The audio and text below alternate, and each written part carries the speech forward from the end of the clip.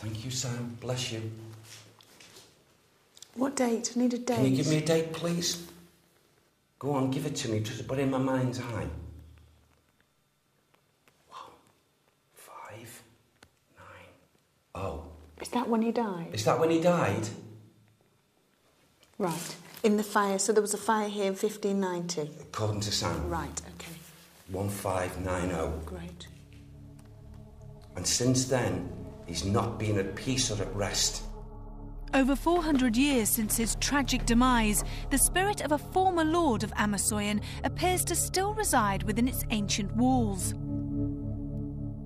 As we made our way across the building to its southeast tower, Derek is drawn immediately to the cellar. Now, can I tell you something now, because you're going to scoff at this? You really are. Do you mind me saying this? Mm-hmm. What have I just seen down there? Am I going silly or crazy? But I've just seen washing machines, and they're just stacked up. Washing machines here. I have no idea. Sounds terrible, doesn't it? Stupid. Yeah. But there's washing, and I can hear the sound of the of washing machines. This here it's like a blinking washing machine factory. That is strange. Very unusual too, because it's almost difficult to explain from a parapsychology point of view, because it's ghosts of washing machines almost, which is very strange. Object, so just picking up on the old energies and things that were here. These washing machines all over the place. Okay. And, you know, I noticed a man again. I know it's a replay of residual energy, but it seems as if he was busy, and there was a lot of busyness in this area of machines, I feel, being built, and a lot of men at work, and the one that was above, or like a supervisor or, I don't know, a boss, was very hard with them. Very hard.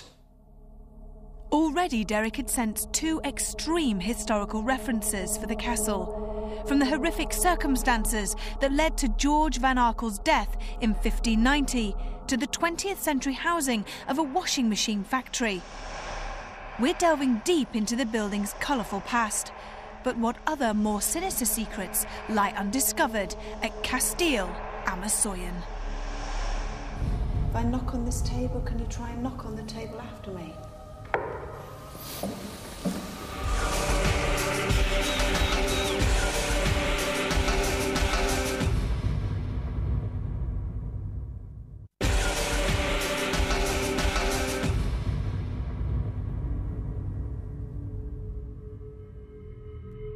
So far, our second investigation in the Netherlands has revealed the possible spiritual energy of former landowner George van Arkel, who died following a huge fire at the castle in the late 16th century.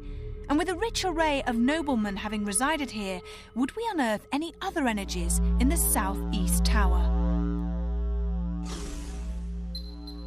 Up on this level here, now since we've come up in here, I am aware, I thought it was the same man I talked about earlier on, the spirit man, and there's another one.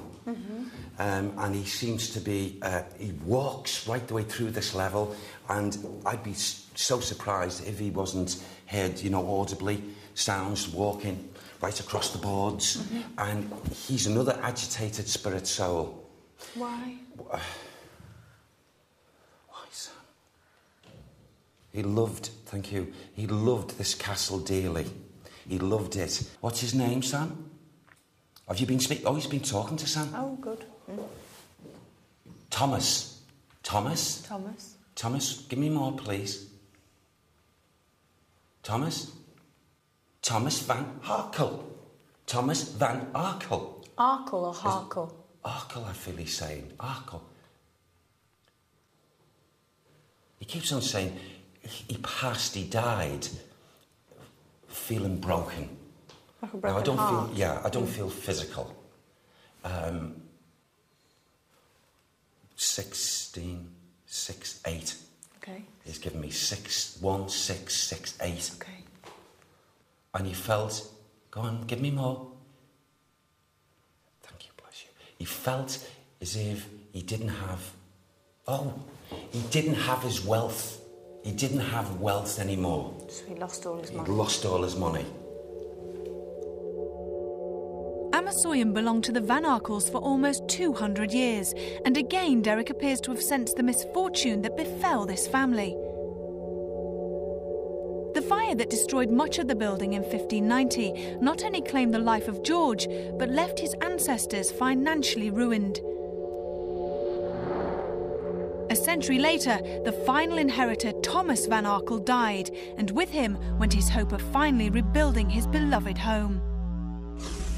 Dutch, Flemish, Spanish and French speakers are all known to have occupied the castle, and Kieran is keen to know how Derek can effectively communicate with such varied languages. Derek, I hope you don't mind me asking, but just to get some understanding of the communication that you're getting. Yes. Given we're in Holland, yes, it's a language you don't understand. No. And if these spirits are communicating... Yes. What language are they communicating? Is Sam, does he speak Dutch? Yeah. You know, it's an unusual question. Yeah, and it's a very valid question. I found, linking with Sam for the period of time as my guide, that he's an absolute need, a must, to be the intermediary, so to speak, especially under these conditions. And he would... It's said, when you leave the physical body, your interaction on the spiritual levels, you can understand there's one universal language, so to speak. Okay. And he can converse and helping me, because I wouldn't have a clue if someone was speaking to me Dutch or German or anything like that. But no, I've got to count on my guide that way. Okay.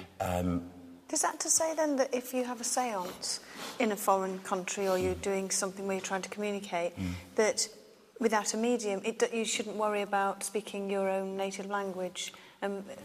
Would they hear you and understand you? They would, but the thing, if there's a guide, a guardian around, they would do that particular role of coming in and transporting, you know, the information that you need, answering our language. Right, okay. You know, the way we talk. I mean, there are some seances where some mediums take on the persona of a spirit and they do communicate in the different language, but that's I'm not one of those sort of mediums. There's a different type of medium, physical mediumship, and so the type of mediumship I rely a great deal, radically, with Sam. Sure.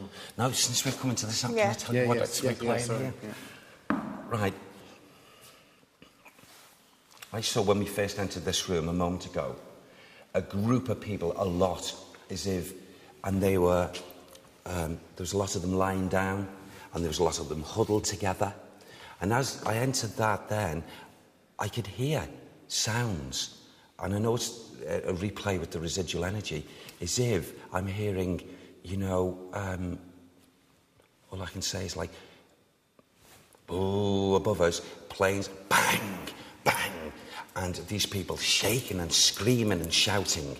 And I feel they were fearing for their life. And I feel that there was a lot of people from outside there all huddled in here for safety, for some kind of cover. And that was in this room?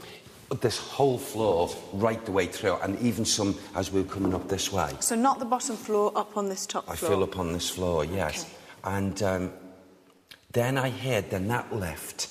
Then I got another bit of residual coming out, and I heard a man talking and addressing people.